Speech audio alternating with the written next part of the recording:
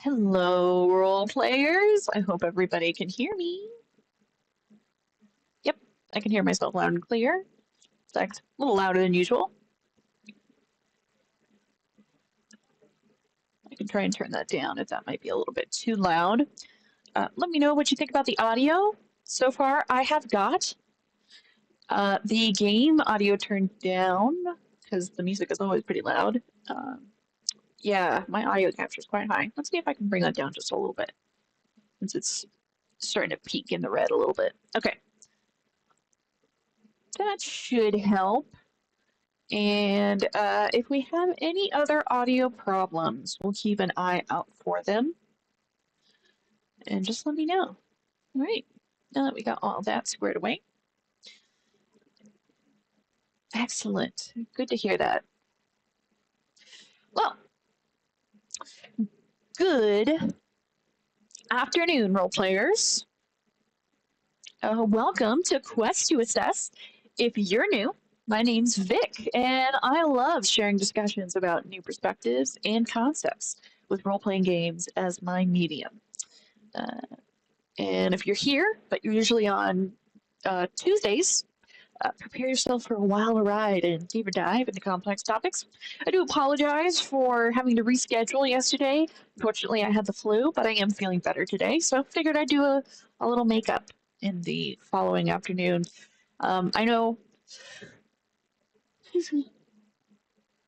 already having breathing problems right when we start. Lovely. That's good. I'll try to keep that on the down low. So I know Sundays tend to be pretty busy for live streams. Thank you very much, Jedi. I appreciate you. And I love streaming this game with you guys so much. I love our discussions. I didn't want to miss out on an opportunity if I felt better. So this is definitely a great game to have people join us while we're going and, get a... I apologize, that shouldn't happen in the middle of my sentences. Get a good idea of what we're dealing with and a good discussion of new ideas and concepts. So today, we've got quite a few avenues we can go down, and I will put them in a poll for you to tell me what you think, which direction we want to go for this game. Now that we are, I think it's part 4. I think we're on the 4th episode. So, before we start, since this is Disco Elysium, we have our typical content warnings. We're going to start with our warnings of mild sex and nudity, usually in reference, not so much depicted as far as I can see. There will be severe depictions of violence and gore. There will be severe profanity, severe alcohol and drug themes, severe frightening and intense scenes. And if there are any slurs, hopefully, I think they're usually, what's the word I'm looking for, censored. But there seems to be sort of a mixed chattering among different forums that there may be some slurs that are not censored. And if that's the case, you can wait a 24 hours after the live has ended for a censored experience, where I'll be censoring the egregious, the more egregious slurs and anything that can be, that's like grotesque that you can see in detail. If it's just like really strained, stretched out, like really detailed, stretched out forms that aren't like gore or violence or anything, then, that won't be censored. But, for example, one of the crime scenes includes someone who was possibly lynched. And when you go to interact with the body, although the camera angle has us far above the crime scene, so you don't get to see the body in detail when you interact with it, a portrait pops up. And that portrait does show like an artistic renditioning, an artistic rendition of a corpse's, who's been lynched and hanging for a while. So that is something I will censor. However, you can still participate in the discussion by commenting under the video, but I will also be actively throwing out questions and discussing topics on what our live audience talks about, especially today. So if you feel it's safe enough to join me live, I'd be super psyched to have you here. We're just about to get started, so you can humor me for a moment by understanding that anything depicted in the game or discussed by potential guests does not reflect any possessions held by myself, this channel, or the Creator Accountability Network. Fact check every claim stated today, including any that I make.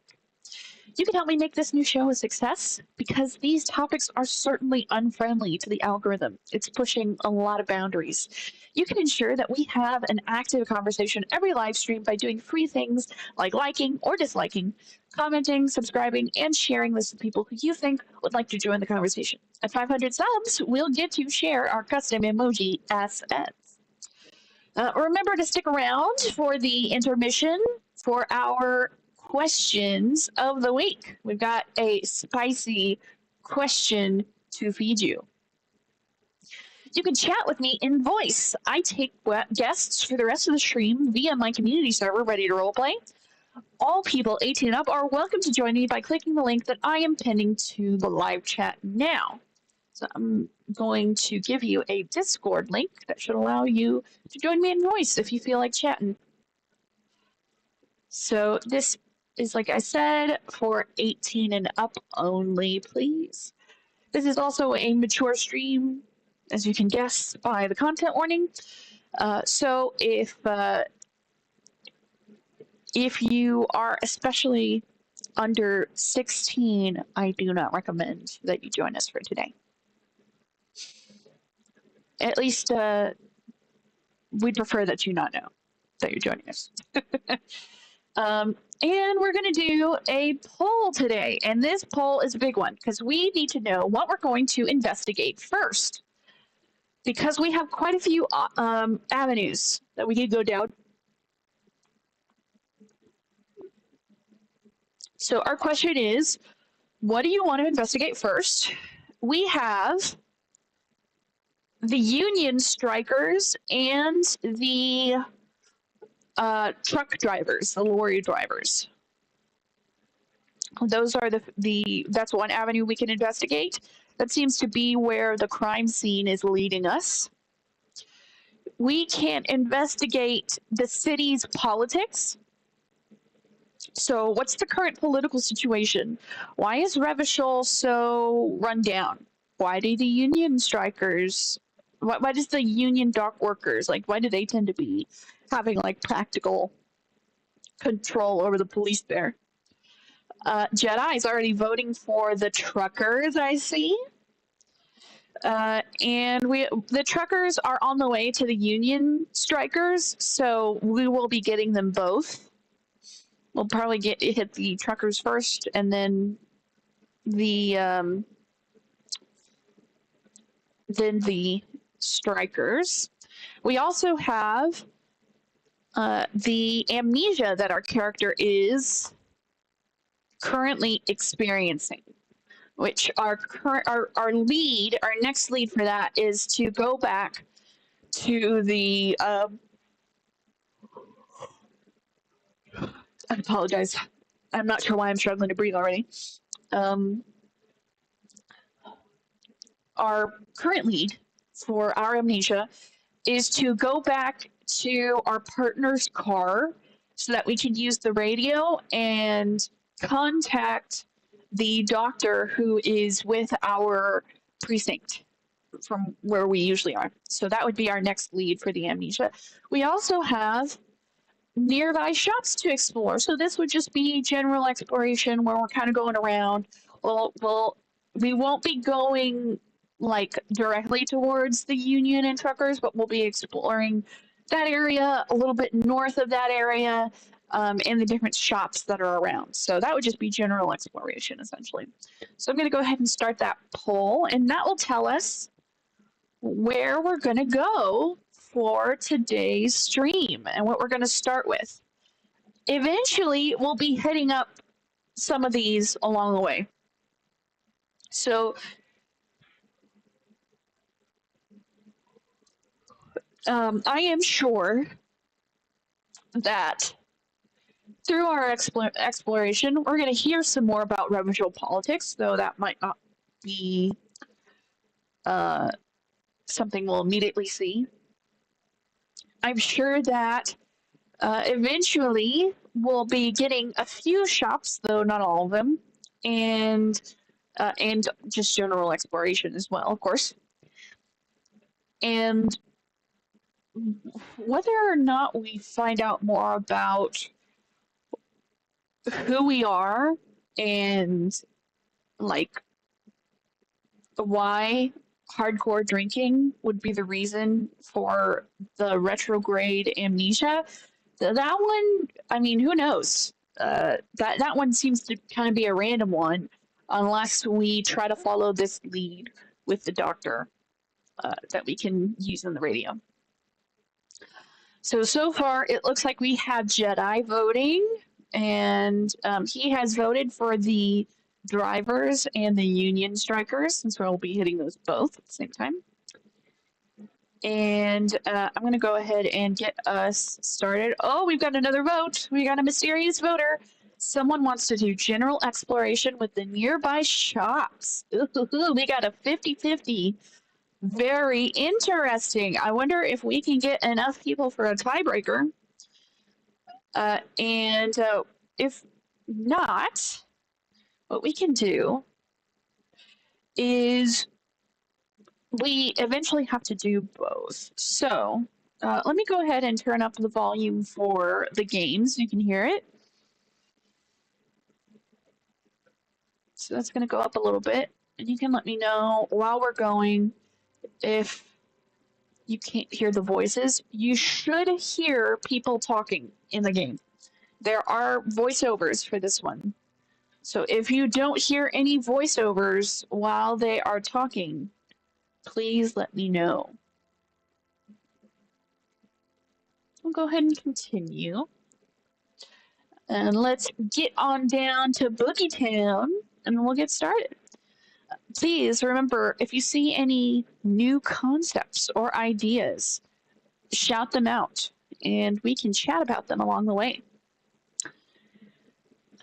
So, alrighty here. So we just came back from our investigation from the crime scene, and we found, oops, didn't mean to do that. You can stop. Okay. We found our notes, which we can keep interacting with. We have our damaged ledger and our yellow man mug. So let's keep interacting with that, and I'll let you guys keep voting in the poll. It's the ledger you found in the trash. A cabbage of papers hanging from the board, with the permeables drawer inside. It's barely held together by a clip, then made complete by the faint smell of urinal cleaner. You should have been able to hear a narrator speak, giving the description of the damaged ledger. Please let me know if you did not hear a narrator, or if the audio was imbalanced. I can try and fix that. So, we increased our logic, so let's go ahead and see if we can read the case files. Yes. Yeah. Piece them together using the alphanumeric code on the margin. It always begins with HDB41. Then, date of initialization and time of arrival on the scene, followed by the title. For example, HDB 41120111700,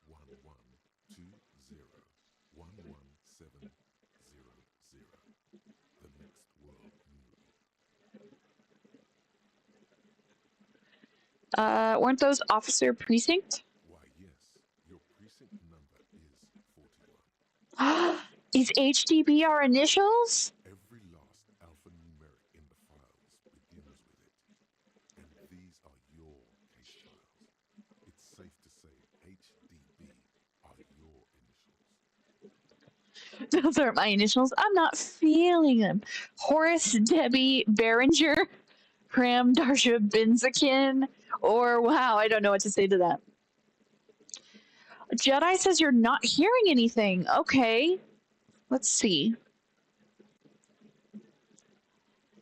I have game up. I wonder why.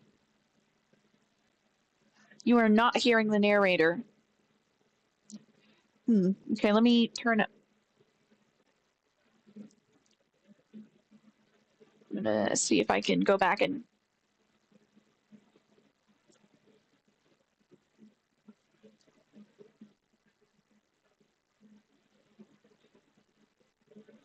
Okay, it's just very low. I can just barely hear it.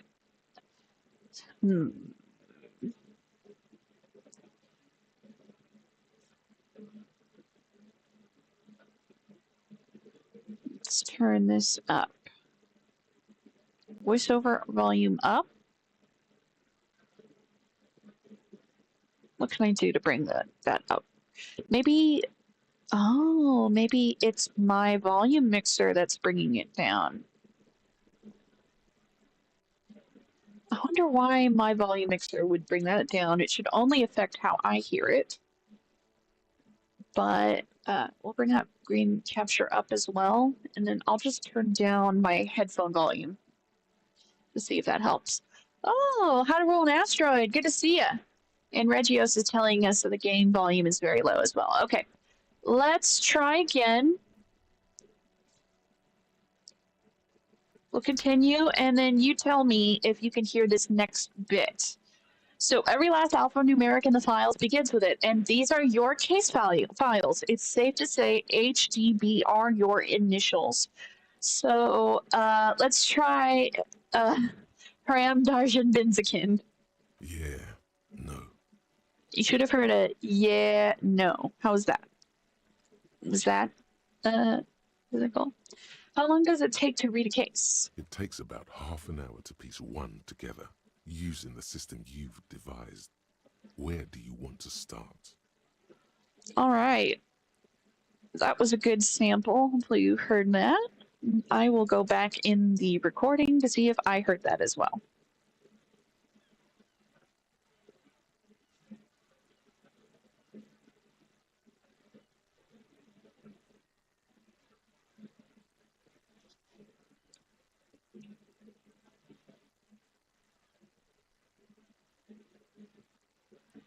Still super low. I can hear on the stream. Why? Why is this so... What else can I do to bring the volume up? I'm trying to think.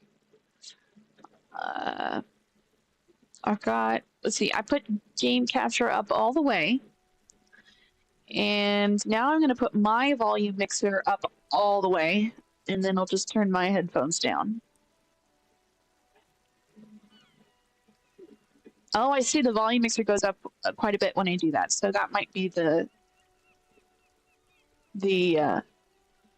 what did it? All right, let's try again and see if that is any better. We'll try, let's see.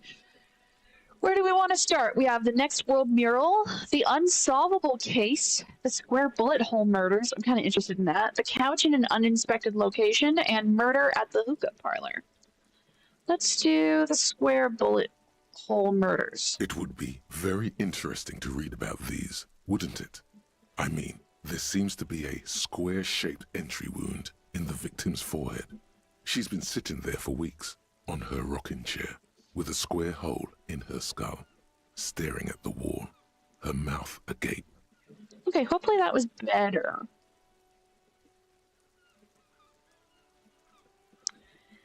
How to Roll an Asteroid says, I love this game, but I've never fully finished it. Well, here is a great chance to see how it's finished. That sounds pretty good through both PC and phone from earbuds. Love it. What's the situation on the body? This is my first time catching live. Okay, so the situation with our body, not not our body, the victim's body, is they are hanging from a tree, and they've been hanging there for about a week now. They seem to have been a security worker at the docks that worked for Wild Pines, I think. And there is a union that is on strike against the Wild Pines company. It seems that we found a bunch of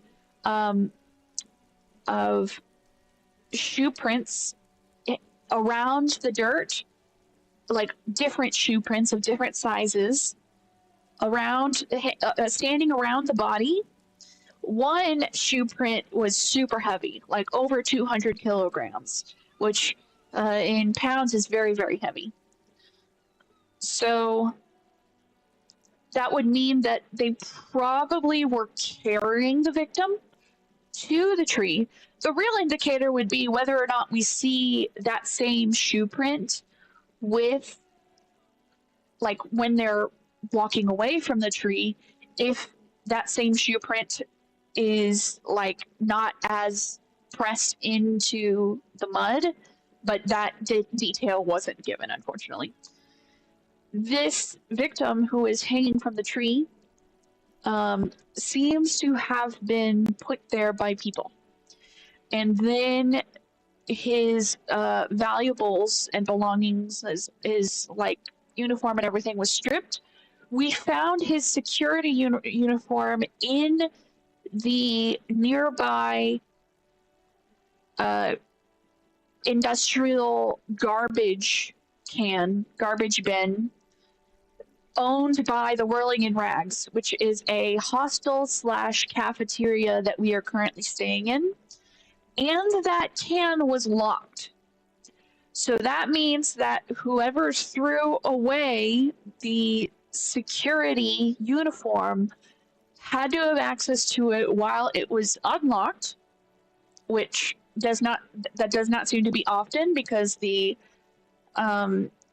cafeteria manager told us that they keep it locked to keep people from pulling out the trash or to keep people from using it for free and like dumping their trash in there. So the only other option would be the person who threw away the security uniform that was stripped from the body had access to the keys to unlock it.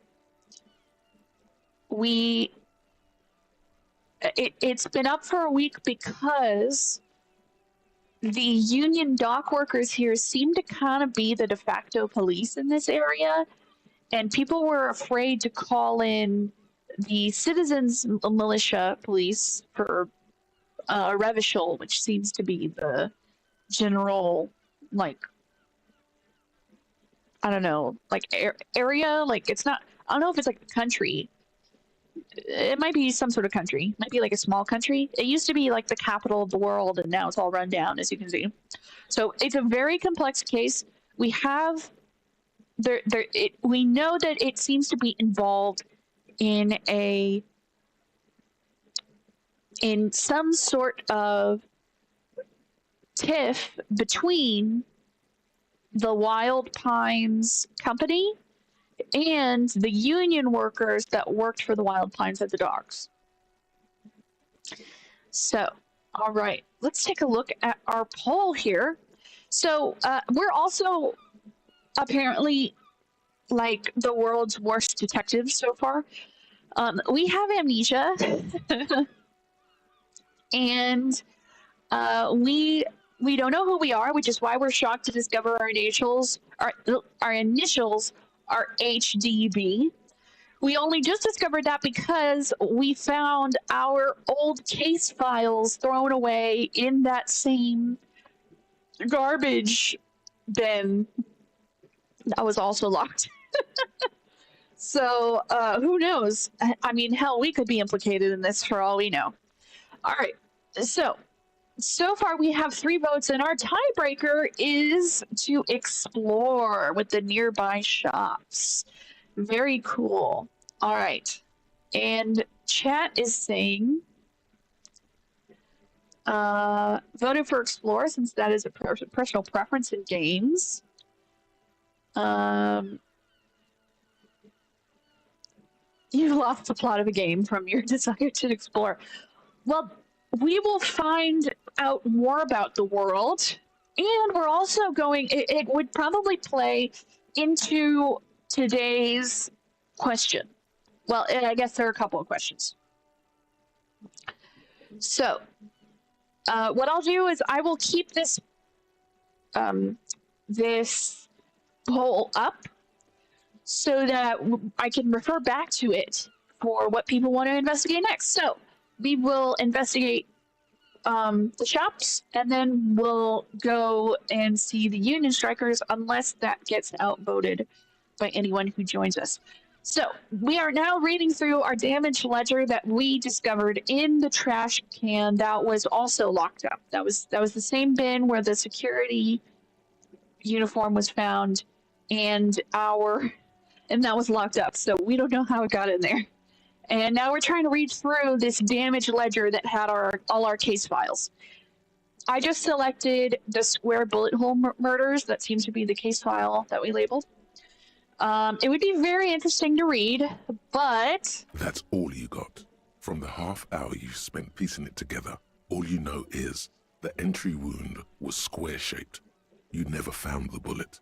And then another body showed up, also with a square hole in his forehead. A sequence killer? Who knows? Those pages are missing. What next? This is a very damaged ledger. I have a feeling we're not going to know most of our case files. Don't worry. One day. Well, one day. One day you may still catch the man with the square gun. The square gun. All right. What's the next world mural? I'm a little curious about that. We'll do that one next, and if it takes a little bit, we'll just revisit these. This one is relatively easy to reconstruct. Overnight on 1202, a graffito, nay, a mural, appears on an 8-story tenement overlooking central Jamrock. The building is a sparsely inhabited ghost tower, part of a failed real estate development called Grand Couronne. The mural is enormous. 2 silhouettes, a man and a woman, are kissing. The text cut into their form reads, "True love is possible only in the next world. For new people, it is too late for us. Wreak havoc on the middle class." Oh. People call it that thing and that fucking thing. It's visible for miles. In 2 days, the station's complaints desk gets clogged with requests to remove the bummer. You and your partner are assigned to the case. The graffito crew is easy to track down. Only the bell lectures have the literage of industrial paint to cover the surface. One of the graffito artists is rumored to be rich. They take responsibility for the execution, but not the design. The ideologue of the next world mural, as the crew calls it, remains an unknown. Wait, do I ever find out who came up with it? The case files do not show you finding the author of the design. Read on. The crew agrees to clean up after themselves. However, your partner, JV, is against the removal, citing public support for conservation. This leads to a debate in Precinct 41, which then spreads to the streets of Jamrock, ending in a rare plebiscite organized by you and the rest of Row 3. Oh, very interesting. Reggio says, with the story and chatting, I'll be in and out of chat since need to run around for errands, but we'll be listening. That's very cool. Yeah, no, absolutely. And I also want to make sure that this is kind of like a podcast. So there's going to be, it's going to play a lot like a tabletop, because this game is narrated a lot like a tabletop. Obviously, there are visuals, and that includes visuals to help us keep track of where we're running around. However, I'm going to try and voice everything that I choose, everything that I'm looking at, and try to keep it listenable. So if there are any parts that you're not sure about, just let me know, and I will try my best to make sure that all of it is listenable. So we have organized I gotta be honest, I know what a plebeian is, but I don't know what a plebiscite is. What is a plebiscite? It is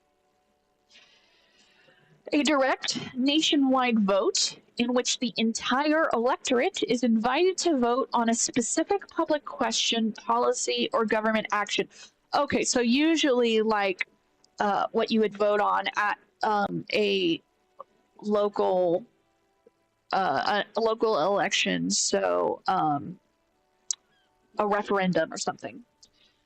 So rather than electing representatives, yeah, see, often interchangeably called referendums to gauge public opinion or legitimize major policy decisions. So what we did is we organized a referendum to vote on whether or not the mural would stay and be conserved. So, and the rest of row 3.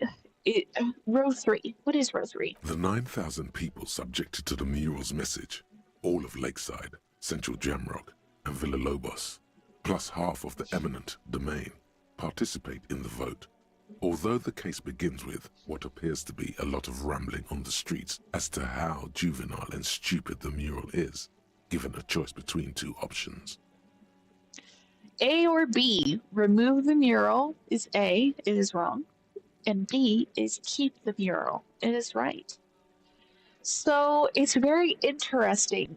Whether or not, I think you could vote to keep the mural, but decide that there's no like moral evaluation to it. It's because the mural made the claim that love can only be found in the next world. I don't know if there is a next world, so that seems like a statement that you can't fact check. There's no falsification criterion. So I would, depending on how, I would vote on whether or not the city is functional with it. We know that it's on a building that was abandoned and is no longer in use, so it's not going to affect anybody inside the building. There's nobody there. The question is, does it affect passersby? Does it make it so people can't go about their lives? Does it cause harm to people to keep it displayed? I see some murals and some graffiti as not being harmful because it's not like a tag for a gang and it doesn't hurt anybody. And by tag, I mean like, gangs trying to say like this is their turf or to use it as a tag to say like this is our turf because we spilled blood over it, or things that would perpetuate violent activity. I would want to make sure that those aren't continued to be displayed, but also I would you can't just like paint over it and that would solve the problem. You've got to address the fact that poverty tends to lead to an increase in gang activity. So anyway, that is a side note. And that is something that you would want to fact check, but statistically, I've seen these statistics myself. Poverty it leads to an increase in violence and gang violence in particular. So definitely fact check that for yourself if you'd like. And in this case, it's not like, did it say it was a nude mural, which might affect children or anything? I don't think so. The mural is enormous. 2 silhouettes, so you don't see any nudity. A man and a woman are kissing. That's nothing wrong. True love is possible only in the next world. For new people, it is too late for us. Wreak havoc on the middle class. Okay, so that could be a determination factor, I think, for based on how someone interprets wreaking havoc. Would that mean that you want to perpetuate violence? Would that mean that you would want to subject them to harm or economic instability? I think it changes, you know? So we have Jedi saying, art is about interpretation in the end. And yeah, it is about interpretation. And I would say, you know, whether or not you want to remove it is really up to whether it's causing dysfunction. You know, clearly it was enough that people kept throwing in complaints that, like, filled up the police station's inbox. Did it affect the marketplace? Was there like a rash of crimes that popped up afterwards? I think that would depend. So I wouldn't remove the mural saying because it's wrong. I would remove the mural if it's a problem. I may disagree with the comment on it, but that doesn't mean that I would vote to remove it because I disagree with it. So, hey Al, we've speaking of truckers, we actually got truckers that we can investigate. So after we finish investigating this case file, we'll try and finish making sure that we can read the rest of the ledger, leave the details for later, and also investigate our mug that we got, which apparently seems to be some sort of racist stereotype on the mug that you won't see the depiction, at least, but it will be described to you. So we're gonna say,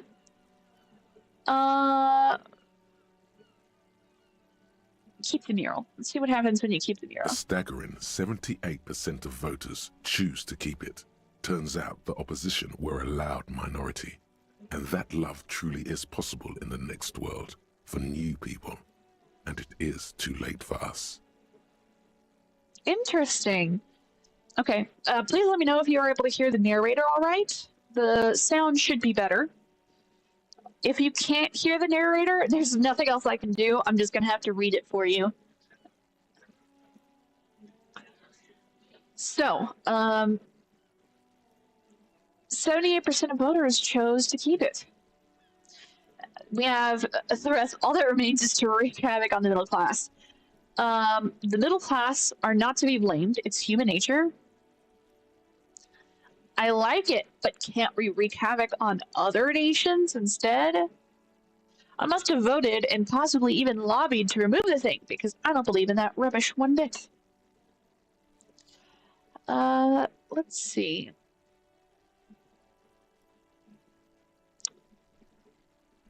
Yeah, middle class aren't to be blamed. If anything, you could probably blame the upper class. And clearly it's somebody, because it said it was somebody rich who came up with it. And I would think that it's somebody rich trying to turn people who are not in the upper class, trying to turn the other classes against each other. If I had to guess, but that's just me. I think I must have voted and possibly even lobbied to remove the thing because I don't believe in that rubbish one bit. No one cares what you believe in, man with the smelly toilet ledger. What do you want to tackle next? Or are we done? Oh, you said 2? I'm so sorry. 2 was human nature, wasn't it? Sorry. We will visit these 3 other cases later. Not much has changed in the meanwhile.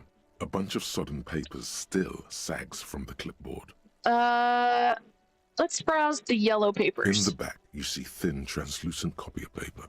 Some neon yellow, some bright red, all covered in boxes, like marching armies.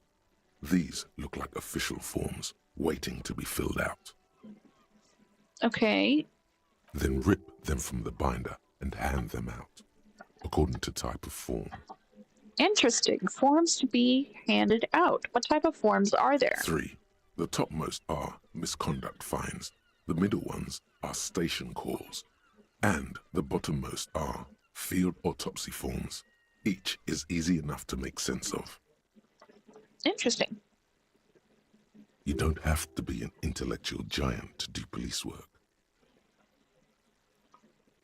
We're going to have to figure out field autopsies pretty soon, so let's see that. A dozen pages of thin copy paper, bright red in color. You see the parameters of a deceased human form waiting to be filled in. Age, sex, condition of internal organs. Very interesting. Misconduct fine? A monetary penalization ranging from 20 to 250 real. Severe cases allow for 1,000 real, but that requires special paperwork. The details of issuing these fines are spread out over the rest of the fields. All right, station call. These are quite sinister in turn. They give a date and time for the person to appear at the specified precinct police station. Below the call are the criminal charges you risk by not appearing. Very interesting. Yes, all that remains now is to fill those forms and hand them to people. Fines for wrongdoers, interview requests for bad guys, and field autopsies to dead guys. Hand out field autopsies to dead guys. The rest of the stinking cellulose is much worse for wear. Being sandwiched between the board and the rest of the paperwork must have spared the fragile copier paper. Okay, let's look at the clipboard. It's made of dark blue plastic, hard enough to beat someone to submission with. The edges are rounded, however. The U4 size board feels thick and heavy in your hand. Light shimmers on its wet surface. On the back, you see the embossed letters, RCM. Would you say the color was? Blue. Oh, we love blue. The blue heart. Don't look into it. Shake the ledger. Something rattles inside, ever so lightly. Is there a hidden compartment? Ooh. Permeables. It's not hidden per se.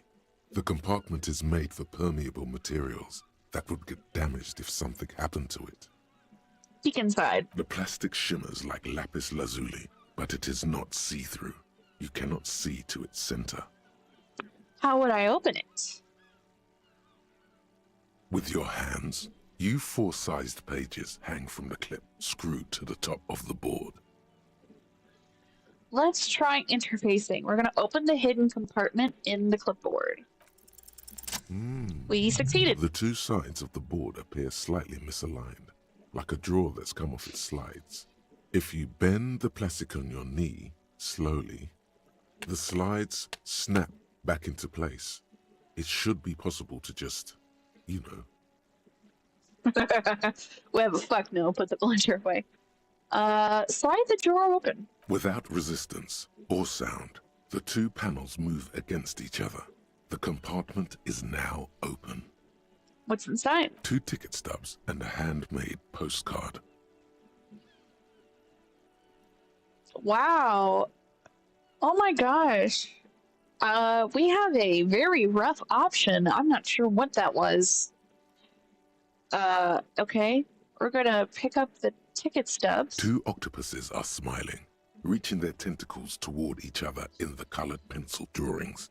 The tickets permit access to the zoo in Revachol East. The aquarium costs extra. These let you go there, too. Pick up the card. Proceed. Thin wax paper has been glued to a piece of cardboard. Sounds like leaves rustling when you pick it up. You see violet flowers, floral patterns, patches of glue.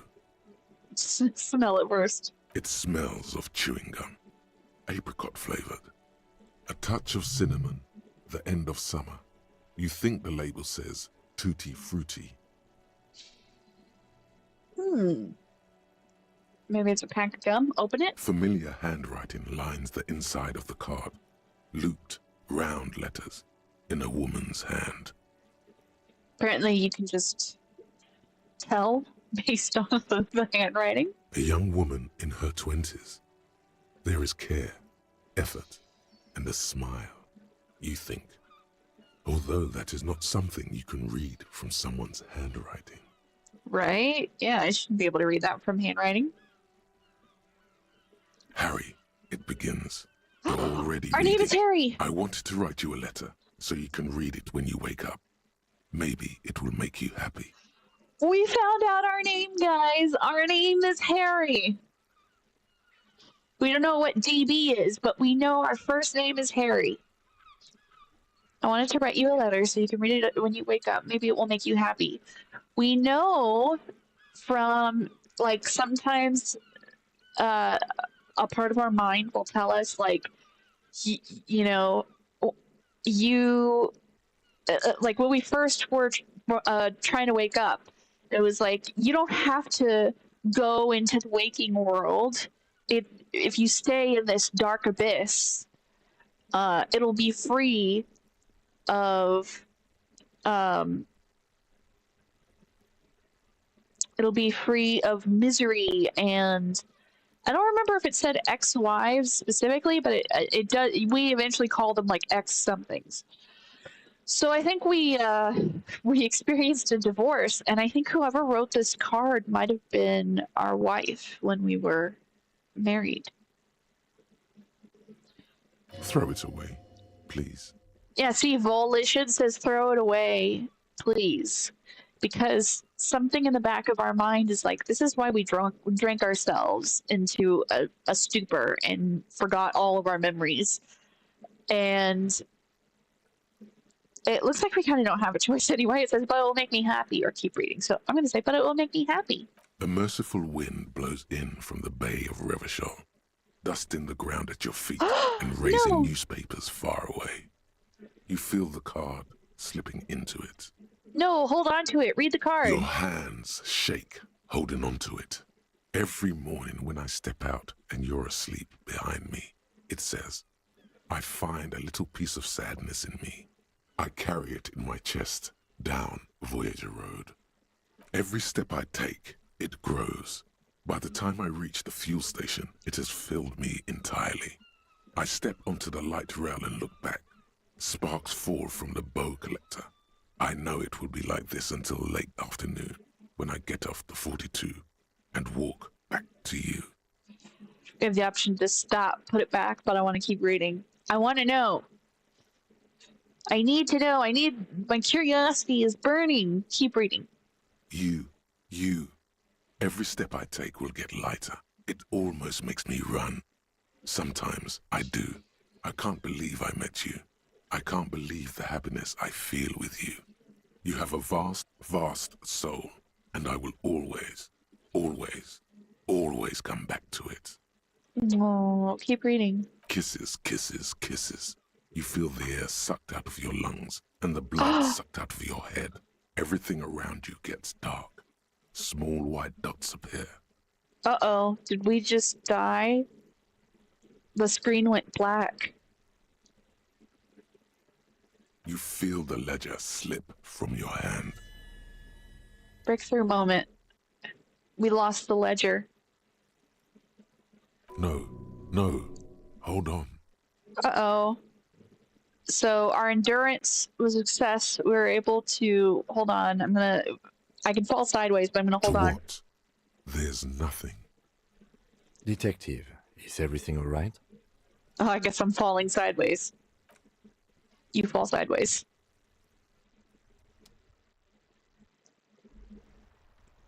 I don't know if we're alive. We just learned our name, and then we fell sideways.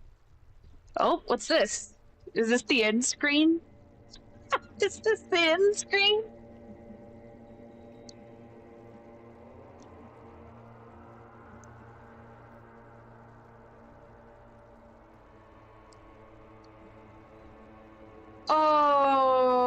Oh, we gotta restart.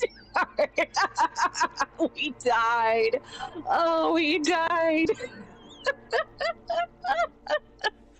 Oh no, it was too hurtful. We couldn't relive our ex-wife's card to us. Oh.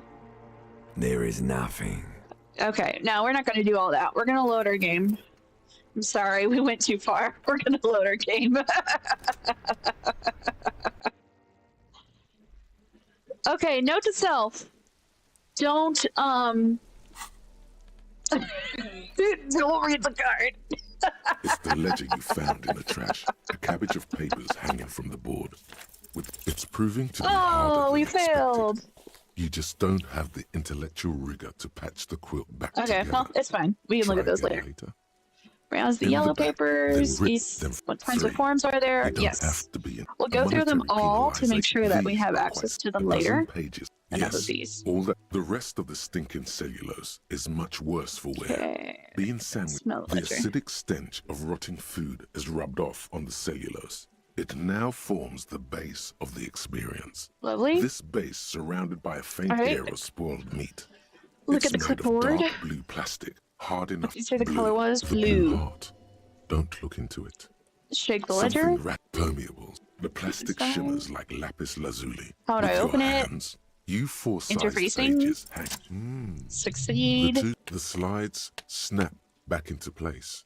Wait, It somehow should- I don't What want are you to. waiting for? That's because you know where this leads to. Ooh. That doesn't sound like it's gonna be fun. Our necktie. Oh, our horrific necktie. Okay, so, yeah, what are you waiting for? Some of you just don't want to. We're going to slide the drawer open. We're going to look at the tickets. We're going to leave the card alone.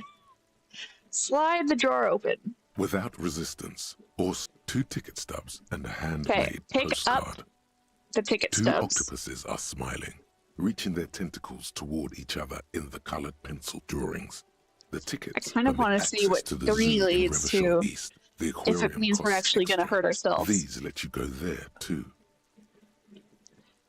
Okay, so we have effing kill, you know, US. Yeah, it's like very self-deprecating. The words just crossed your mind somehow. Who are they for? Who do you think? Okay, we'll pick up the card and then we're going to put it down. Thin wax paper has been glued to a piece. It Smell it first. a touch of cinnamon, the end of summer. You We'll open it. familiar handwriting. A young woman in her 20s. Harry, it begins. You're Okay, already at least that'll reading. tell us their I name and then wanted maybe... to write you a letter. Throw it away, please. Oh, wait. Oh, shit. Can I stop? Okay. Your Keep reading. hand shakes, holding the card. Every No, step I shit. take, Wait, stop. Put it back. you jam the compartment shut. Okay. It's hard to breathe. The air in your lungs feels sour somehow. The drawer is locked. Blue ink drips from the white pages in your hand. I thought I just ruined it. Okay, we're going to put the ledger away. Now we're going to interact with the yellow man mug. And I do apologize that there seems to be some sort of racist thing about it, some sort of stereotype in it. It is like framed as something that's frowned upon, something that's old, and something that wouldn't be around during current times, whenever this current time is. It's just a racist mug. What's there to read here? Not much. There's quite a lot to read into here, actually. Look at all that content. Oh boy, here we go. What are you going to say about a broken, tossed-away mug that you dug out of the garbage? This mug is an example of prejudice. I'm going to use it as an example of what not to do. Uh-oh. I'm going to push this into the face of every merchant I find and tell them this is your inane ideology. Or the mug will be useful. By denouncing it, I can earn political capital to mask my badass hustling, i.e. fraud and embezzlement. The mug didn't belong in the trash. It was just a funny mug. Can't anyone laugh anymore? Oh, I was just saying the other day that my eye twitches at, at statements like that. All right, so let's do... Because we're going to be talking about free markets. Let's talk about... I'm going to push this into the face of every merchant I find and tell them this is your inane ideology. So again, you dug it out of the trash. Why? It wasn't going to offend anyone there. Why don't you just get back to your case? Our narrator's like trying to slap some sense back into us.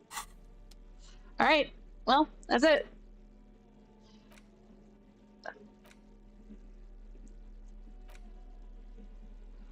We have a blue oblong pen. Very nice.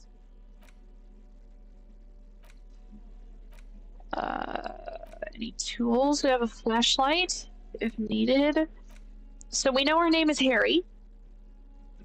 All right, let's see what this little thought is popping up. Hey, psst. Oh, rhetoric is speaking to us. Who, me? Yes, you. Word on the street is you're ready to start building communism again. Again? Yes, you're ready to start building communism again. You've built it before. They've built it before. Hasn't really worked out yet. But neither has love. Should we just stop building love, too? Love has worked out really well for me. I'm a love winner. Good. We need tender men like you building gargantuan communism. Word on the street is it's going to be 10,000 times larger than any communism previously attempted by human beings. Is that right? How come there's word on the street? You keep saying things like, down with the bourgeoisie, eat the rich, sodomize the landowners, Oh my impair gosh. all people who have more than 25 real in their pocket. Literally murder all human beings, regardless of their political beliefs. That I kind of said- stuff. I said some mildly left-wing things, but none of those. Oh yes, the mask of ambivalence. Don't deny it. You're about to rip it off and reveal the monstrous seven-eyed lamb of global communism that would devour and masticate mankind. Wow, this rhetoric part of ourselves is, like, really extreme. Everyone can see that. So tell me, do you have any questions before we fire up the big communism builder? Or do we get right down to it? Wait, first, what's this communism even about? Failure. It's about failure. I don't know about that. Failure? Yes, abject failure. Total, irreversible defeat on all fronts. Absolutely vanquished, beaten, curb-stomped and pissed on. Until you came along. You will reverse the fortune of the workers of the world. That's a little presumptuous. You alone, against every living thing, against every human alive. 800 trillion real in the hands of an impossibly well-organized ruling class. Towering city blocks of bankmen who have the ears of prime ministers. Million-headed armies of nations and the love of your own mother. You against the atom, the charm and the spin. Where the whole world failed. Matter failed to bend to human will. Human will failed to get out of bed and tie its laces. You alone, single-handedly, will rebuild the dreams of the working class. You are the last communist. Wow. Boy, that is dramatic. Now get to work, comrade.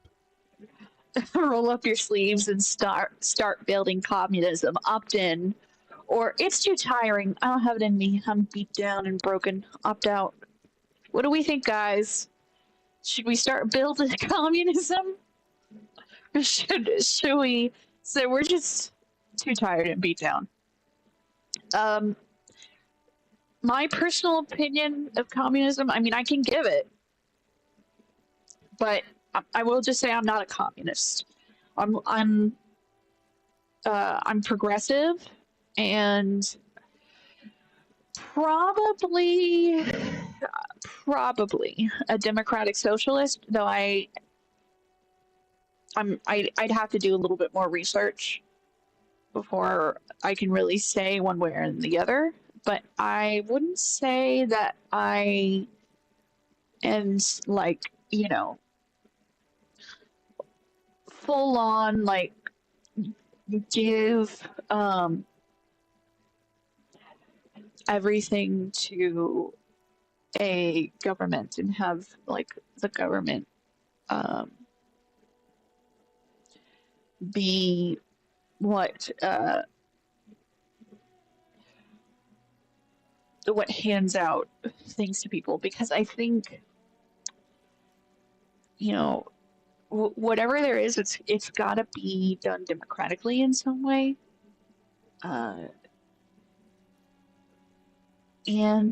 I don't know, I just, what I've noticed when I've seen communism done by anything like any sort of large nation, it it's just so easy for anyone, like when you give power to a few people, it's just so easy for that to turn authoritarian. So we have Jedi saying opt out. And yeah, I mean, I kind of agree. I'm not a communist, so it would be difficult for me to like keep saying I'm communist, but I can play a role. You know, for a game, I can certainly play a role if we wanted to see how that goes. So far we have 1 for 3. I'm going to see if there's anybody else who wants to let us know if we should opt in or opt out. But I'm kind of in agreement that I think that, I mean, unless you consider democratic socialism to be a form of communism, which I'm not sure. I feel like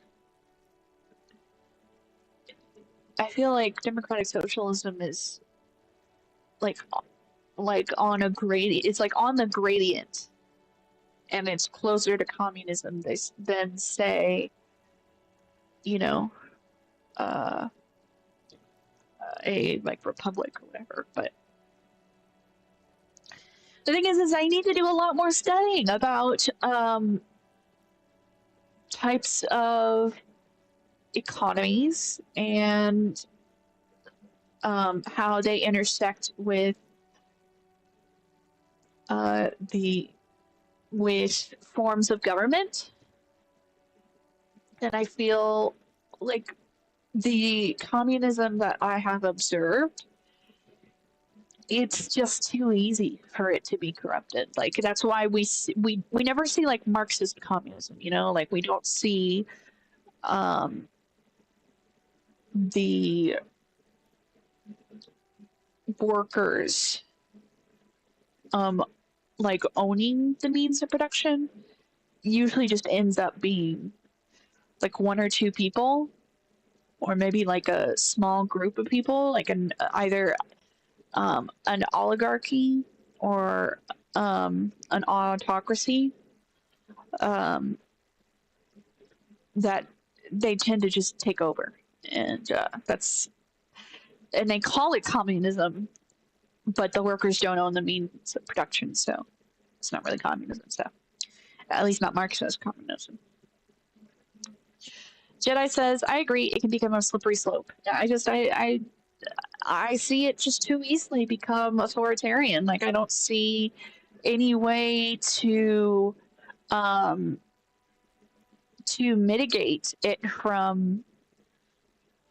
to ensure that the workers continue to own the means of production. Like the only way that I've seen is so far is through socialist means, where people are able to vote and work together to like manage the means of production. So, all right. Well, I'm not seeing anybody else, so I'm gonna go. I'm gonna go opt out. And Jedi says, personally, I feel too much of anything is bad. I mean, technically, as soon as you're calling it too much, yeah, too much is too much. It's just, you know, when is something too much, right? So we're gonna Very opt out. well. I guess no one will build communism then. Tell the working man it's over, unless anyone has objections. Tell the working man it's over. You know, the thing is that you can have progressive policies without going to communism. And like I said, I still need to educate myself some more. Maybe there's a form of communism out there that I don't know of that is like really close to socialism that allows workers to own the means of production without it going to the hands of a select few. I want, I want everyone to have a hand in how the economy is driven and how I want everyone to have a hand in how they're governed.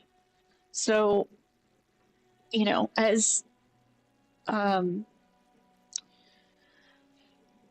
as many downsides as there are to democracy, when power is given to a select few, it always seems to go against the people who are in the minority.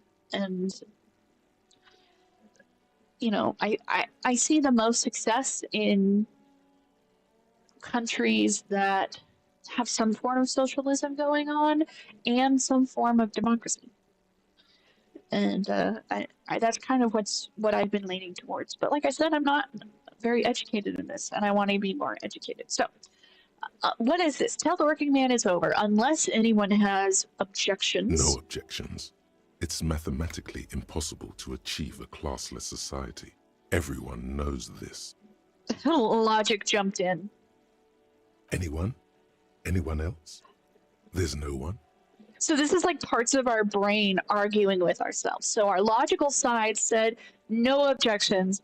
It's mathematically impossible to achieve a classless society. Everyone knows us. Rhetoric is desperate. There's no one else? There's one. Volition jumped in. What's Volition saying? Sorry, what's Volition saying? I'm kind of interested in the thought. What's the thought saying? What should I do? You should build communism. Precisely because it's impossible. What? No. That doesn't make sense. No, shut up. I want to lie down and let the water carry me downstream. Discard thought. Like, what's the point in building something because it's impossible? Like, what, because it's the ideal? Like, my point in building towards the ideal is that even though you may never be able to achieve the ideal, you are improving things along the way because the perfect is the enemy of the good. Like, you want to keep working towards something better. And you may never be able to reach the perfect, but you've improved things while you're here. And that's like what I'm looking for. Like, I want to improve things so that everybody is in a position where they're not like driving themselves until they're exhausted and broken just to barely survive, so that we don't have a bunch of empty homes and then people homeless on the streets, and then we're putting policies in place to drive out the homeless and make being homeless illegal without giving them a home. Like, that's ridiculous. Anyway, that's just my thing. Sorry, that was a rant. I meant to bring up these things as part of a discussion where it's something that we're going back and forth, but this is what happens when I don't have anybody else to talk with. So I just start ranting. Anyway, so I'm going to say, no, shut up. It's not because I want to lie down and let the water carry me downstream. It's because I'm not going to build towards something unless I know that it's going to be an improvement and not cause total destruction for others or lead to something that would allow someone to hold power over others and oppress others. So I'm going to say no for now. Thank you, thoughts. Our brain is very colorful.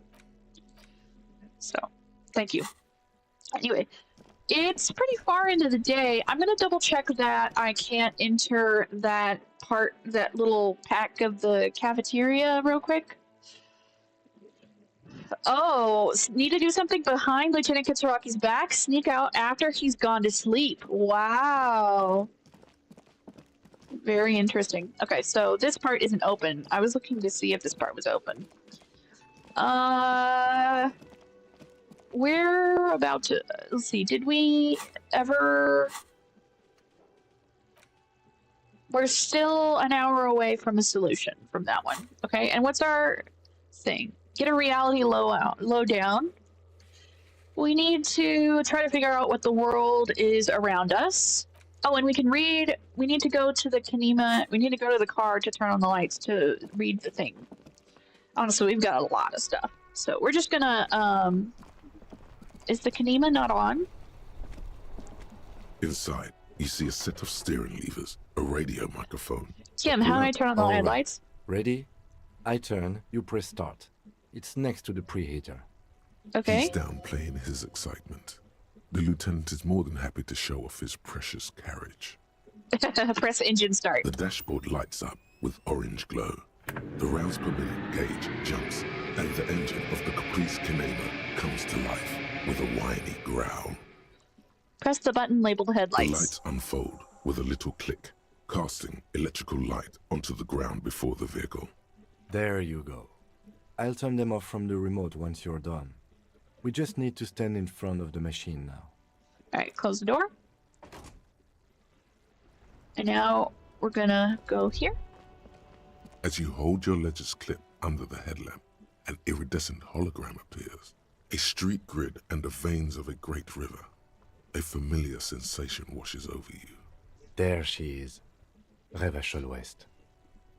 There's a note of pride in the lieutenant's voice. Around the borders of the watermark are dozens, no, hundreds of micro-perforations. Let's look at the shimmering street grid. The rectangular watermark is overlaid with the logo of the RCM, and yet the major arteries of Revachol are all recognizable.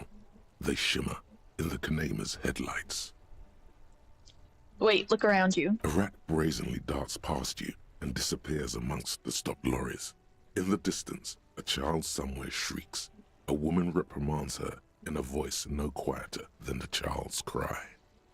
Ah, Martinez. Okay. He smells the air and says, "Where are we on this? Point to the halogen map." Let me see. He takes the ledger for a moment and inspects it. Right here. He says, his finger near the top of the map, on a segment of coast jutting out into the great ocean. I'm sure I've seen worse. Oh, yes. Coal City. Le Royaume. The burnt-out quarter. All right, let's look at the preparations. There are many of them, and they are divided into 3 separate rows. Tally up the different The rows. first row has 18 dots.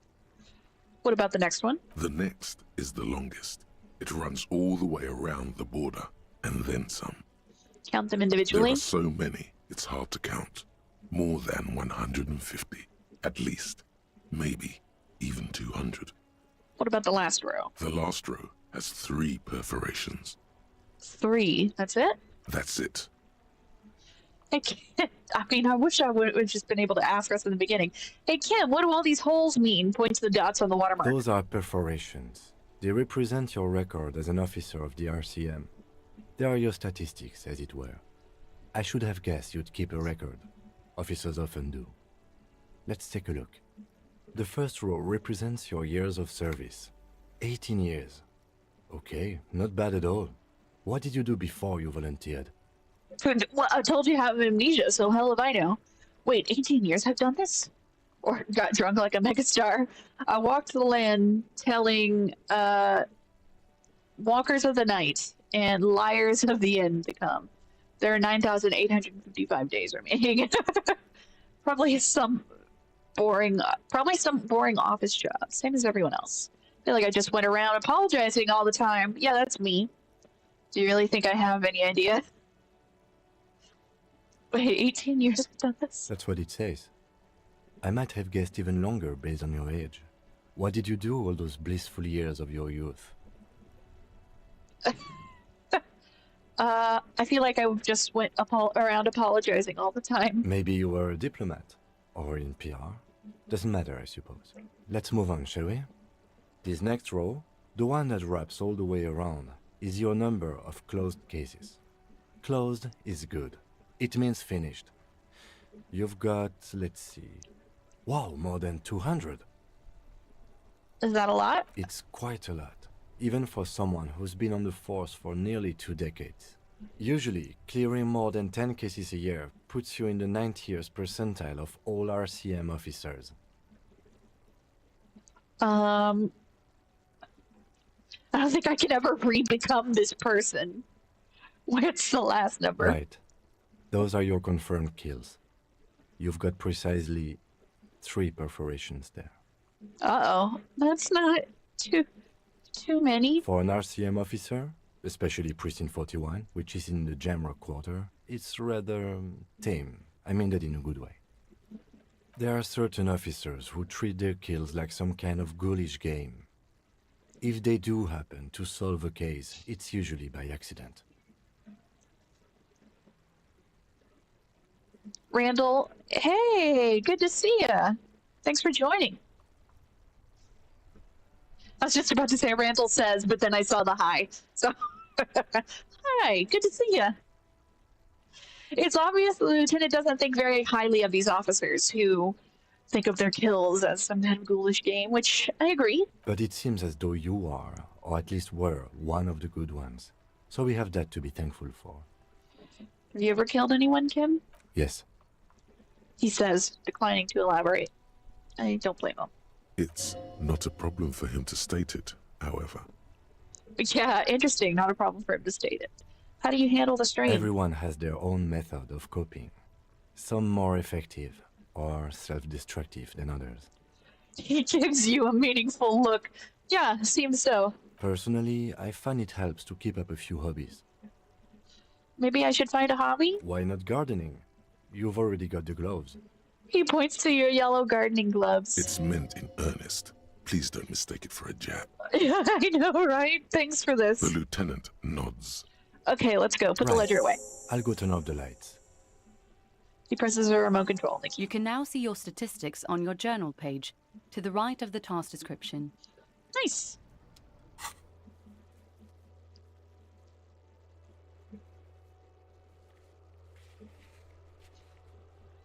Very cool. Okay, good cop, bad cop, 1, moralist, ultra liberal, 1, fascist, communist. Oh, we've been doing some communism. I didn't know that. For boring cop, sorry cop. I'm 100% a sorry cop. I've done 3 of those. Apocalypse cop. Oh, it must be because I said keep the mural. Or no. Yeah, I said keep the mural. Okie dokie. We have to track down our gun.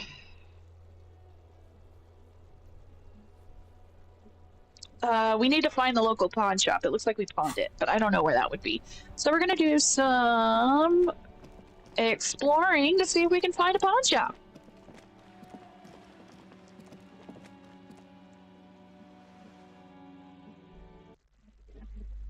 Oh, hello. Welcome to Crime, Romance, and Biographies of Famous People. My name is Plaisance. The clerk extends a greeting. We have entered a shop, by the way, and this appears to be a bookshop. Be welcome, and please take responsibility for the energy you bring into this space. Before we go on, you seem to be well off enough. Can you give me some money? I feel like there won't be an opportune moment to ask later. Sir, don't be ridiculous. I certainly will not give you money. I She would gives you a be doing disapproving you look. a grave psychic disfavor. One has to earn one's success, even if one is a police officer. Handouts are nothing but manipulation. All they do is make you dependent. Oh, lovely. So are you the owner of the store? I am the proudest owner of our little shop of culture. Her voice is high-pitched. Sounds familiar. You've talked to her before, through the doorbell. She has fine-tuned her voice to find the most welcoming approach for attracting new customers. It doesn't work. The girl outside mentioned that this place is cursed. Cursed? Who said that? Annette? She I will blinks. have a word with her. This place is not cursed. It has a robustly magnetic energy. Good for commercial activity. My business is thriving, sir. Your daughter is the one standing outside the store, right? Annette, yes, my daughter. I hope she wasn't slacking off again with her nose in science fiction. Tell me, Aww. was she at her post doing her job like a proper girl? Yes, of course. Wonderful. Did you talk to her? Yes. Great. On a scale of 1 to 10, how compelled were you to buy books after talking with her? This is quite sad. Her opinion of her daughter depends on how well she lured you into the store. I'm not going to grade a human being. I don't do that. Come now. It's not personal. It's about proper sales practices and market research.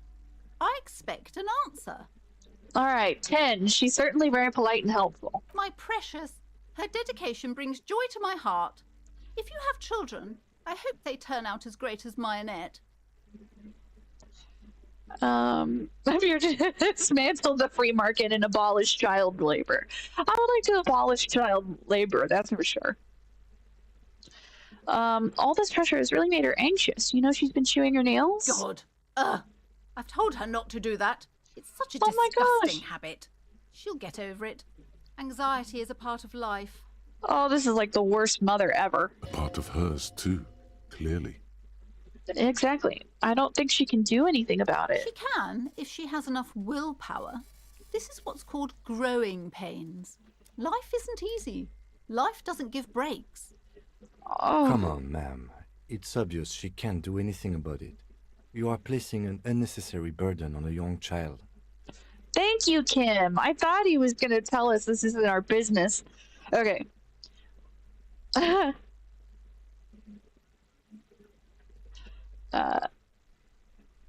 What you're doing is wrong. Even I know that. I usually don't know anything. She stands stiff and severe, silently fuming.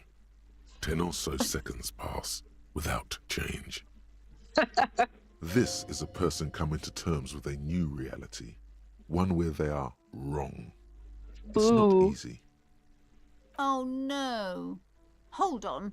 I need to invite her inside and apologize. She must be freezing out there. All of a sudden, she exhales sharply. Her shoulders slump down. Oh no, she mutters. That felt. The way that it was voiced, that sounded like really patronizing. I have a feeling that this might not go well. There. I don't know what to say to you. My husband, he tries to teach me business lessons. I have what my mother called a dull mind. All Oh. this stress. She stops, but her mouth keeps moving. Oh my gosh, she's making herself feel worse. Like, I don't want to make you feel bad. I just want to be like, we make mistakes and we have to learn from them. It sounds like both the husband and the mother treat her the way she treats Annette. Wow. You're like Annette to your husband. And your mother. Let's see.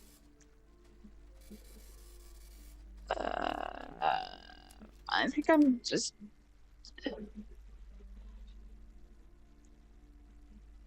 What? I don't know what to say to you. My husband, he tries to teach me business lessons. I have what my mother called a dull mind. All this stress. She stops, but her mouth keeps moving. Sounds like both the husband and the mother treat her the way she... Okay. Oh my gosh, I totally read that wrong. Yeah,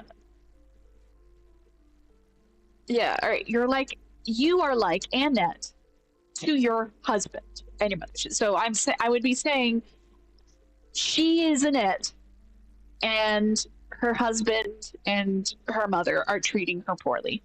So, yeah, I guess that?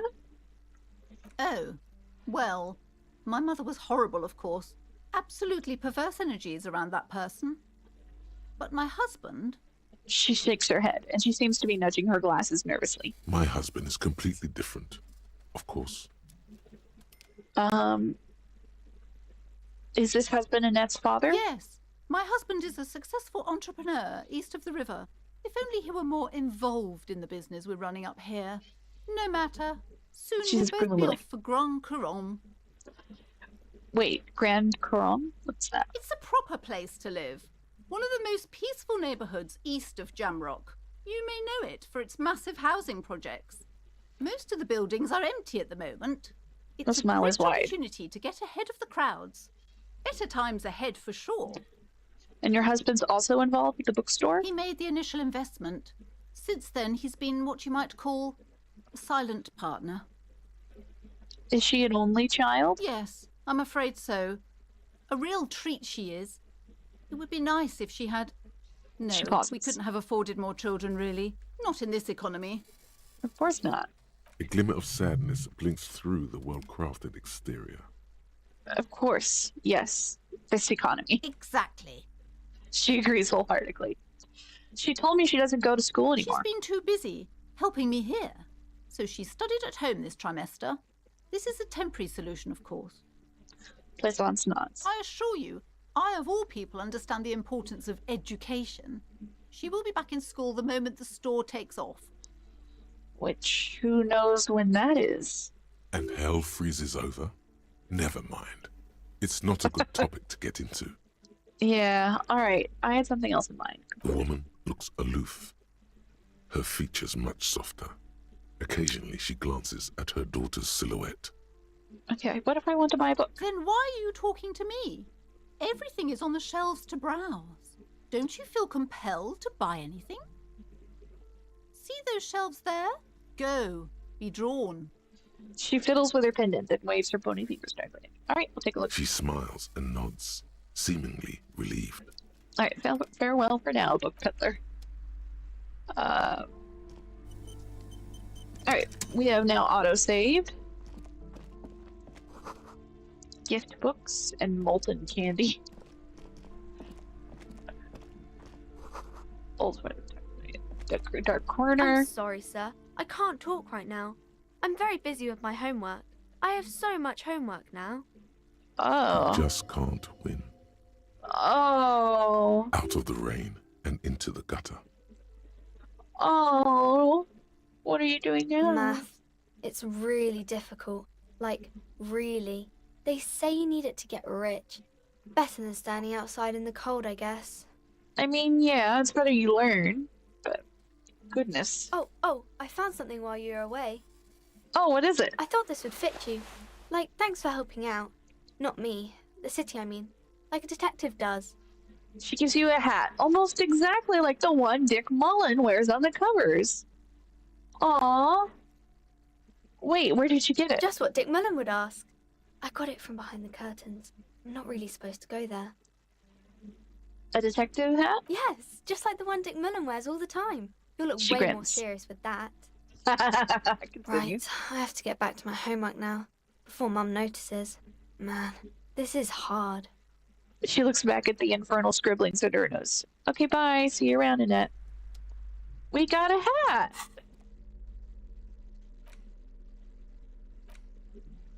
+1 to encyclopedia. Oh, we're looking fancy now! Because we're book smart. If anything, this wide-rimmed hat looks even better than the hat Dick Mullen wears. Dick Mullen is stupid and not even real. You're real. Your brain is real. Your real brain is inside the hat. Oh, so we apparently we get our brain from the hat, obviously. Yeah, Jenna said trimester. That sounds odd to me. I guess it's because, well, so semester means semi as in half, so probably like two halves semester. So trimester, maybe it's like their school is broken up into 3 periods instead. So the book collects the national recipes of Arda. They are all about Lake Trout. Can I take a look at what's behind the curtain? Is it a man? You see a set of tattered curtains blocking the way to another room. A strange cage-like trinket dangles from the curtains. Excuse me, officer. The back room is strictly for employees only. Shopkeeper, what's behind the curtains? Nothing. Why aren't you browsing the books? Don't you feel compelled? She speaks almost as if she's trying to put a spell on you, urging you to buy more books. I don't have money, though. Oddly enough, the more she tries to draw you away from the curtains, the more alluring they become. Examine the strange cage-like trinket. You see some kind of charm, an irregular polyhedron assembled from bones, sticks, and straw. Inside, a disturbing fish head with empty eye sockets stares at you. Oh my. This is a traditional Seminese ward. meant to provide protection against ill luck, bad dreams, curses, and other supernatural scourges. And who are the Seminese? Inhabitants of Ile de Fantôme, the Seminine Islands down south. Aside from poking at it suspiciously, there is nothing else to do with the fishhead charm at this time. The curtains remain shut before you. Let's pull open the curtains. Just as you're about to pull apart the curtains, the petrified voice of the shop owner cries out once more. Sir, don't touch that. I told you it's off limits for the customers. Her hand has closed around her pendant, her fingers nervously playing with the talisman. Parapsychologically speaking, we're done if you decide to open them. I won't be held responsible for the consequences. It's too dangerous. Interesting. Okay. So she seems to be, what's the word I'm looking for?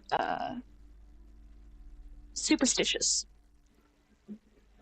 She looks away, mumbling. Why is everyone always messing with the curtains? Why can't they just buy books like normal people? Okay. This is about the curse? That's why you're afraid? No, it's just a storeroom for the employees, I told you. Now please step away from the curtains. I'll think about it for a while. But I sense this place calling for me. I must investigate beyond the threshold. Man, this is different. I'm a police officer. I need to get in there. Why? It's not like anyone was killed there. She stops abruptly as her hand flies over her mouth, baffled by her own bluntness. Oh, ho, ho. I'm sorry, I don't mean to be so impolite. Just please don't go there. I can't allow that. You'll only make things worse and unleash the powers. The powers. But I sense this place calling for me. I must investigate beyond the You threshold. do? My She grabs her pin in there again. are more visibly reasons shaken. not to mess with the curtains. Just step away, dear sir. All right, I'll think about it for a while. Continue. Thank you. Let's just talk about this first, all right? There's no reason for you to venture into the unknown. Continue. What are you, a coward? Think about the marvelous adventures waiting for us on the other side. That was the horrific necktie. I love that. There is something mysterious about the curtains. Be careful. That was the Inland Empire saying that. The curtains, tattered with age and covered in dust, hang before you, as if taunting you. Let's ignore them for now, because I think they might get us trapped into something. We'll talk about it. We'll talk about it first. What's this? These shelves are overburdened with books from the same series. You see the name Dick Mullen over and over. Yeah, lots of Dick Mullen.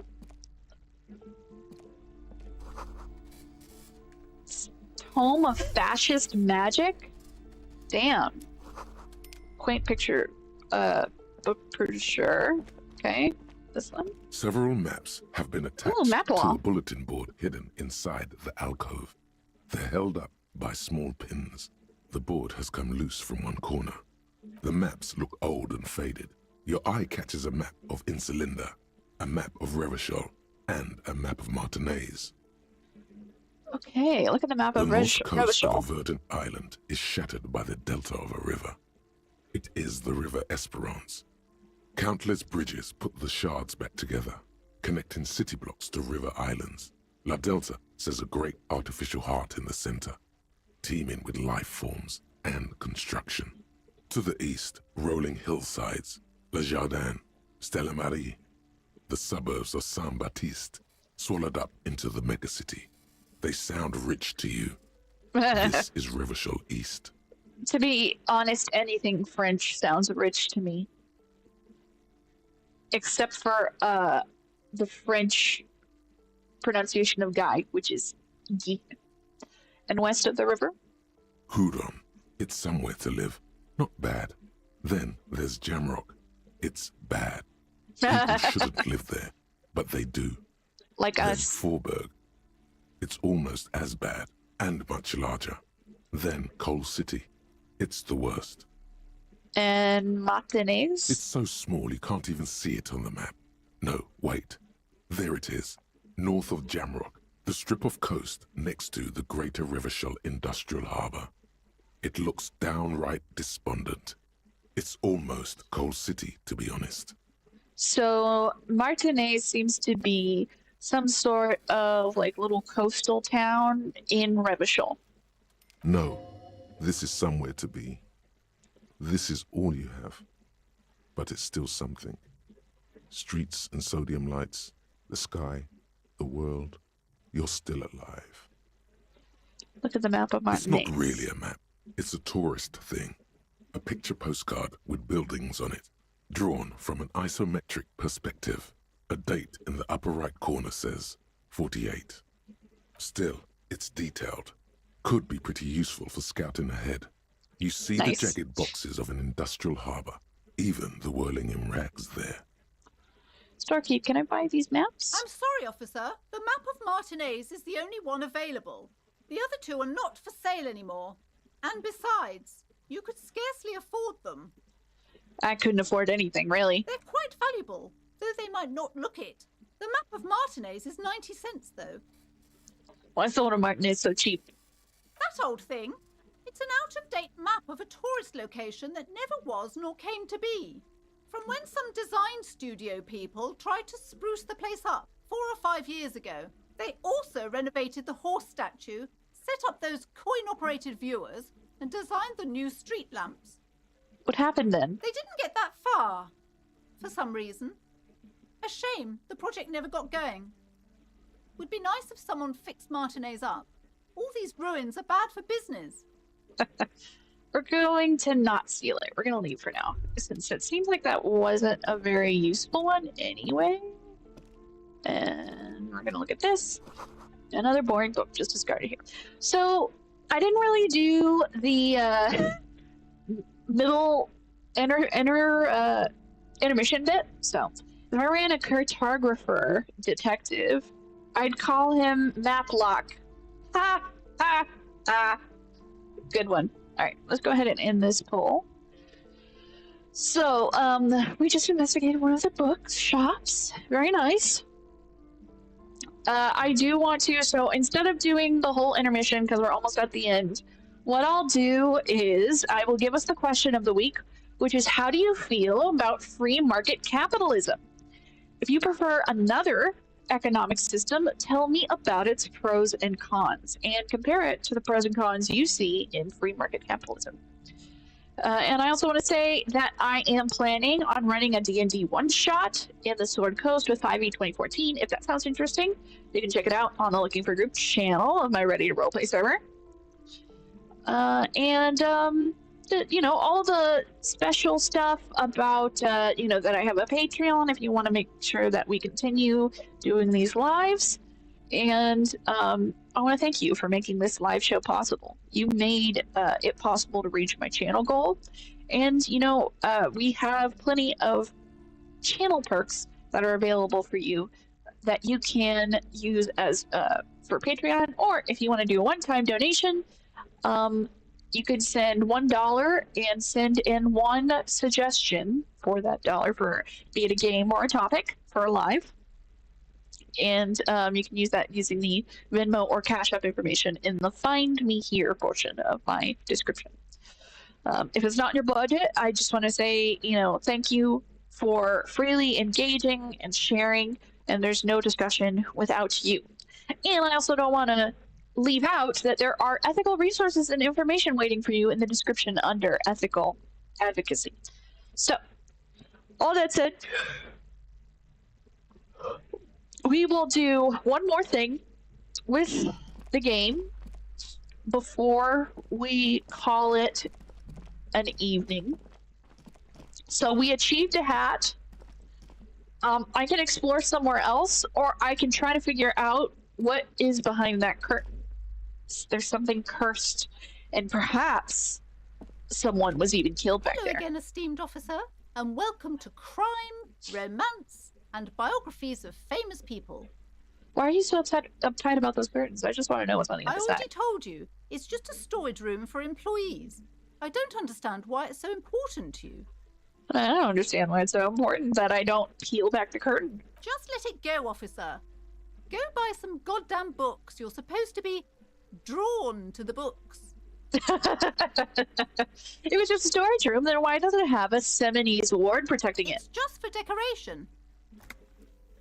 She wavers under your gaze, mouth pressed into a tight-lipped smile, then something breaks. Okay, fine. It's because this place is cursed. Just like Annette said, they don't call it the doomed commercial area for nothing. Are you happy now, officer? Happy that you've ruined everything?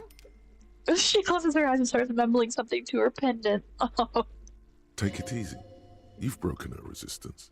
Pushing her further will gain nothing. How does this curse manifest itself? The curse is so much worse than you could imagine. It's a disease, eating at the very foundation.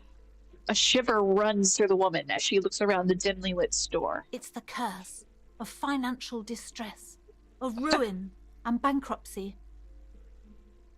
She peers at the curtains again after her voice had dropped to a whisper. Didn't that curtain just move? Oh my gosh!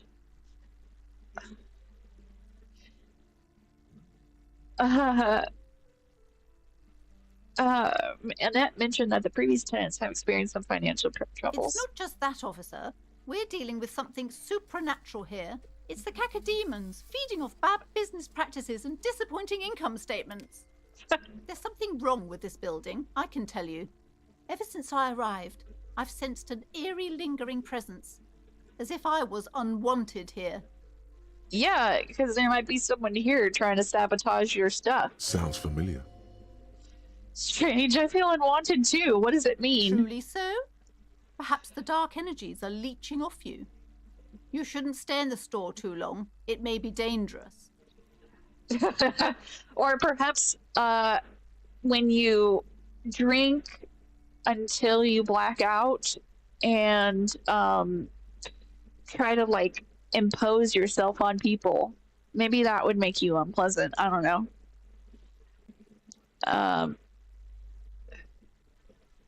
Have you sought help from anyone? Yes, I've contacted numerous parapsychologists and even a pair of Simonese mediators. They provided me with the wards. She nods at the strange cage-like trinket on the The curtains. wards help to keep the doom at bay and protect us against the darkness that lies further in the building. Even though now I fear it's not enough. Okay. Is your pendant part of the wards as well? Points at her necklace. Oh, this? No, She holds the pendant in her it's palm. a special Himian amulet, blessed by desert pygmy shamans, with a spell of compulsion. It's to compel people to buy books.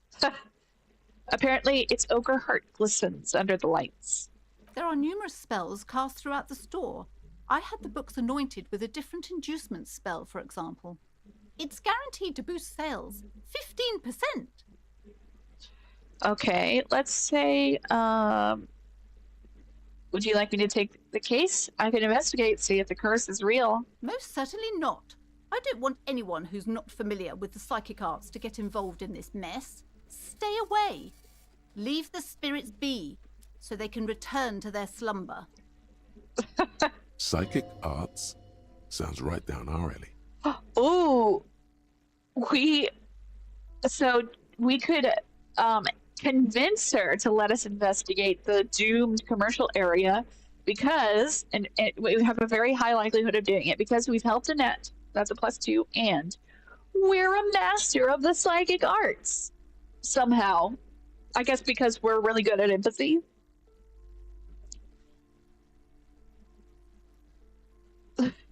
Jedi says Klaatu Barata nicotine. What? I think I remember seeing something about Klaatu Barata being like relative. It was related to Stargate, but that was just from a different chat. I never have actually seen Stargate.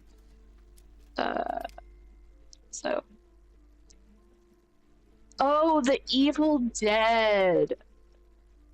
I'm not sure what I was getting at. Okay, maybe I was mistaking a different phrase for that. Okay.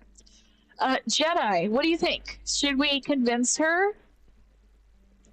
Or should we just let it go?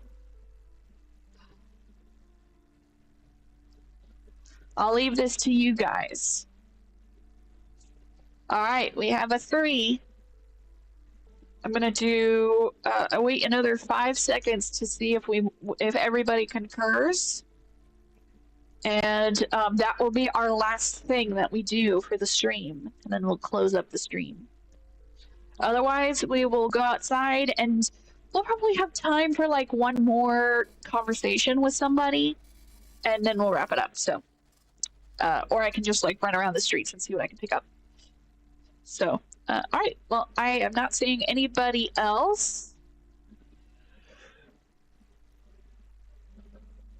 Okay, we'll convince her to let you investigate the doomed commercial area because we apparently are masters of psychic arts.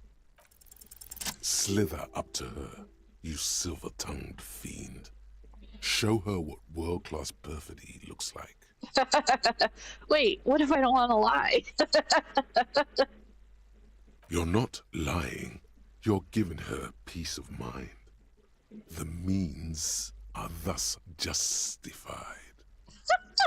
Oh my gosh. Ma'am, I came here to help. I've handled paranatural situations before. Are you sure? Don't think She looks I skeptical. haven't seen charlatans before. I returned from the void, a para-detective from a long line of para-detectives, or I sense the psychic emanations from afar. The sleeper beyond calls out. I mean, it's clear she's trying to hide it, so I guess I did sense that, but... I don't know. I think number 1 is less of a lie than number 2. I did return from the void, but I don't know... I don't know if there's any other para-detectives in my lineage, so I'm going to say number 1. Because I did sense something about that curtain, and that was that you did not want me to go near it. I'm not sure I can trust your claims. Honestly, you look like a bit of a drinker. I'm sorry for being so blunt, but... The lieutenant keeps his usual stony calm. He silently picks out his notebook. Go ahead then, rock her world, he thinks. I'll compose some notes. That's great. I love him. I love how we are so good at reading our partner, and he's been like silently supporting us this entire time. You see, it's necessary to drink the spirits in order to contact the void. All right. It's necessary to drink the spirits in order to contact the void. How do you know all this? Here we go. Here we go. Simone's blood also runs through me? That does not sound good. I don't want to perpetuate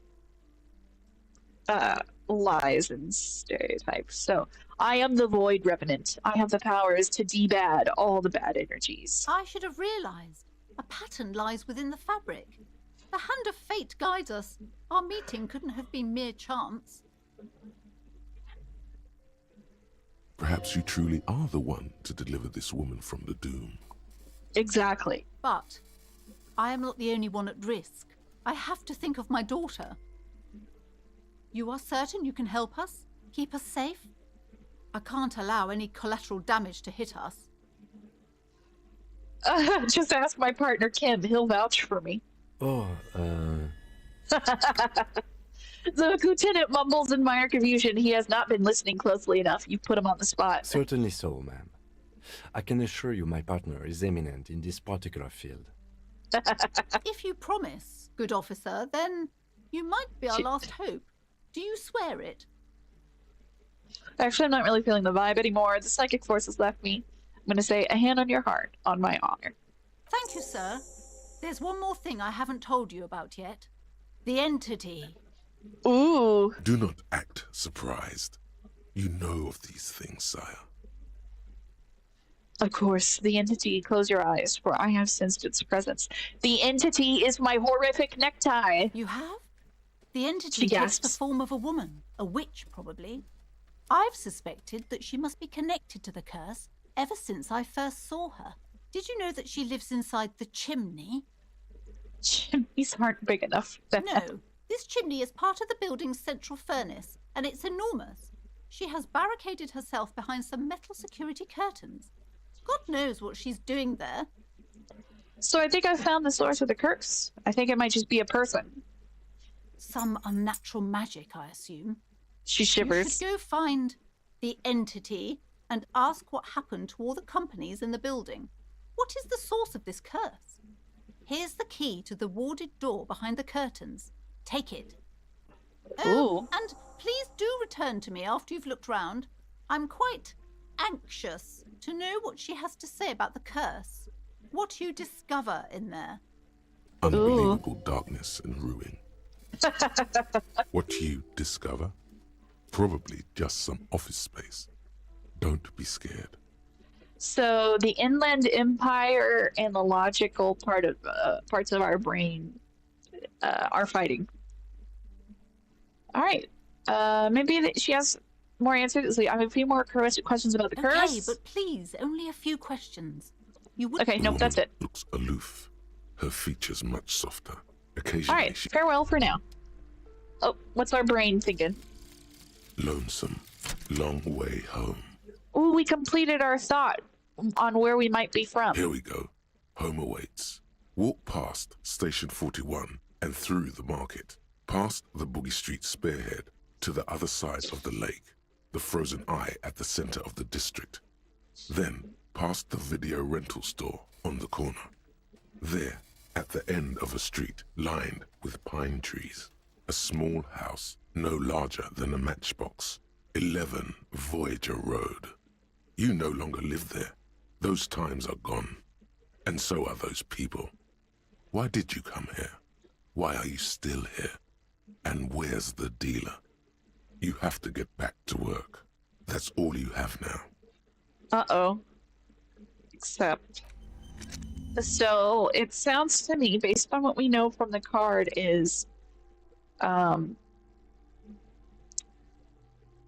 that was where our ex was, because the card mentioned Voyager Road. And we can't live there anymore.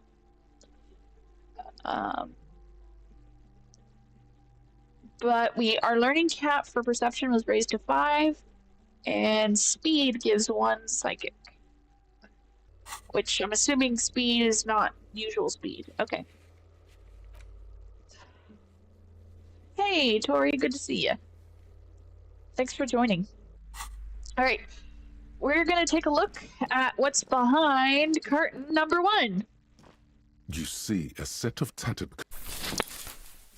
You see a dimly lit room full of dusty furniture and trash. A doorway stands in the back, covered in dozens of scary little Seminese wards, your shadow looming over it like an omen. Oh! Escapes from Pleasance. And it's small, terrified, oh, escapes from Pleasance. And she tries her best to look away, her round face buried in her hands. It'll be okay, no worries. Ghostly silhouettes of hair dryers. The vaguely androgynous portrait of a man. And let's go ahead and save before we go in.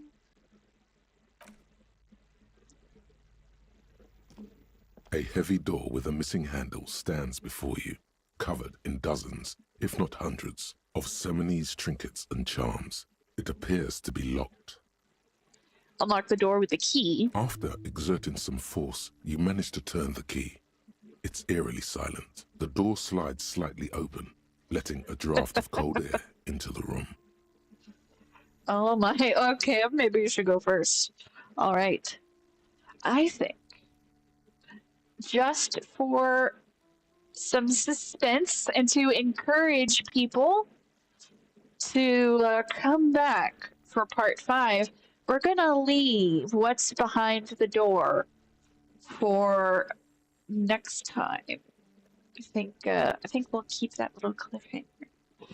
And that means that everybody who is currently with us, you will need to come back next Saturday at 2 p.m. Central to see what's behind the heavily warded and possibly cursed door.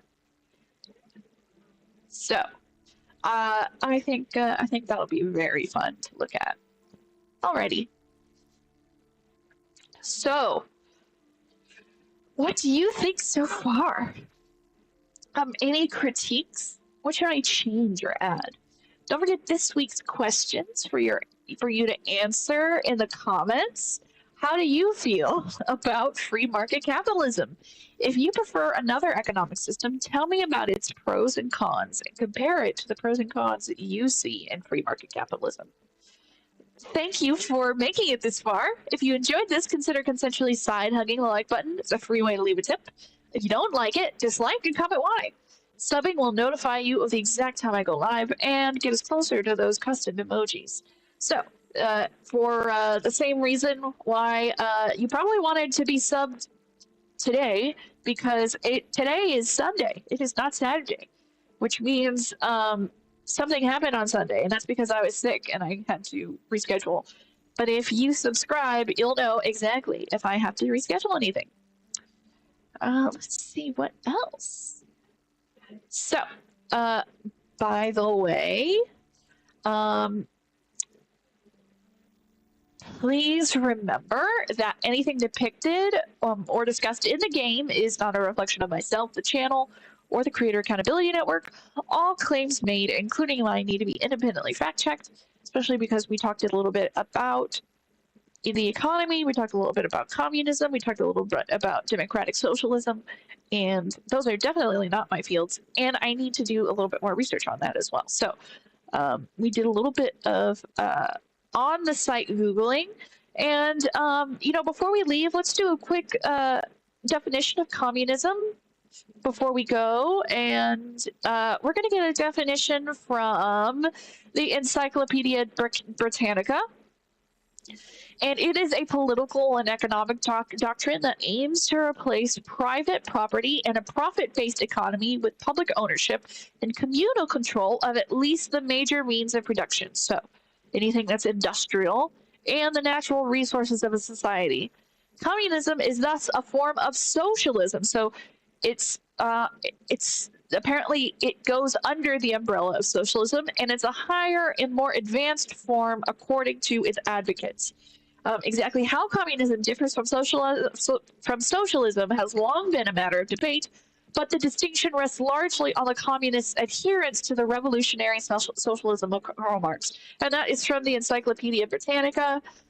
And so let's get a little definition of socialism, also from the Encyclopedia Britannica. It is a social and economic doctrine that calls for public rather than private ownership of control of property and natural resources. And according to the socialist view, individuals do not live or work in isolation, but live in cooperation with one another. Furthermore, everything that people produce is in some way, in some sense, a social product, and everyone who contributes to the production of a good is entitled to share in it. So society as a whole, therefore, should own or at least control property for the benefit of all of its members. So it puts it in opposition to capitalism, of course. So hopefully with those descriptions, we have a good idea of what we want to work with in our discussions about communism, socialism, free market capitalism, all that stuff. And don't forget that there are so many little details and nuances to every position where democratic socialism is not the same as socialism in general, which seems to be an umbrella term for all left-leaning economic policies, communism being one of them. So, now you know. And again, my source was the Encyclopedia Britannica for both of those. So you can look them up for yourself and compare them with other definitions to see which you prefer, if you feel one is more suited to the conversation than others. If you think you'd be interested in my upcoming D&D one-shot, you can join the Ready to Roleplay server and reply to my post in the Looking for Group channel. You can see my Ready to Roleplay server link down in the description. I want to give my thanks to the Creator Accountability Network for helping me make my content more ethical. You can see their link in the description for more resources and info.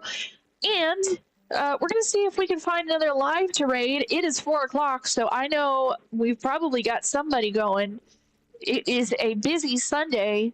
I would be shocked if there is nobody live right now. So we have John Cohen going. We've got the Bible guy, Truth Wanted. We got Deconstruction Junction going. Let's go with, I really like John Cohen. I've just started watching him, and he has been a really fun interlocutor talking about skepticism. Oh, but you know what? Actually, Jimmy Snow in the Line would actually be better suited for our discussions about leftism today and like leftist economy and government. So I think I would like to have you guys raid them. So although they're not hurting, love to promote small channels, right? So I may not agree with how they handle calls all the time, but this is probably the most relevant stream based on what we talked about. They are not a gaming stream, but they are talking with conservatives about left-wing ideology. Well, they're going with politics, they're going with economy. It's all sorts of stuff. So if that is your jam, go for it. If you want something more chill and you just want to relax, let's see what we can do for relaxing. So there's skeptic philosophy. That's always nice. And the Black Atheist Coalition. That's pretty nice. Yeah, there's none that I know, like, for real, but you might want to take a look at the Black Atheist Coalition, see how they're doing. Discussing Black people leaving Abrahamic religions. That's not as, on the ball, but yeah, either that or John Cohen. So it's Sunday. You will find somebody you love, I promise. So, with all that said, tell them that Little Big Vic sent you, or Viclet, whichever. I go by Viclet, but the channel is Little Bit Vic. So, for everyone who made it this far, thank you for joining this journey into the exciting and scary unknown, especially because we know so little about what this world is and who we are. But we found out that our name is Harry. We are Harry. We're also very hairy. I'm looking forward to learning more with and from you.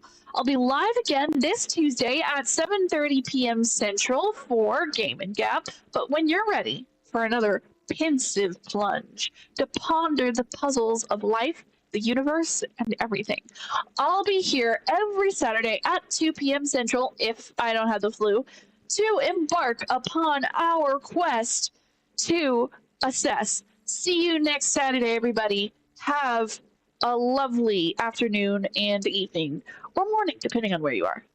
Goodbye.